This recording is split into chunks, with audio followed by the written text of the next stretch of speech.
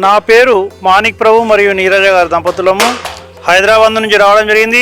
మేము ఇక్కడికి రాగానే ఏదైతే పుణ్యలింగేశ్వర స్వామి దర్శనం చేసుకున్న తదనంతరం ద్వాదశ జ్యోతిర్లింగాలను ఇక్కడనే చూడడం అనేది మాకెంతో సంతోషంగా ఉంది.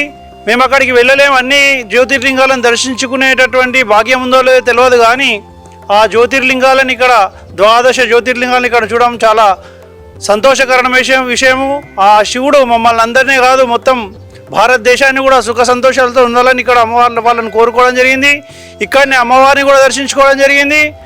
ఆ అమ్మవారి యొక్క కృపా కటాక్షాలు అందరిపైన ఉండాలని కూడా కోరుకుంటూ, అదే మాదిరిగా పక్కనే ఉన్నటువంటి గోశాలను కూడా చూడడం జరిగింది.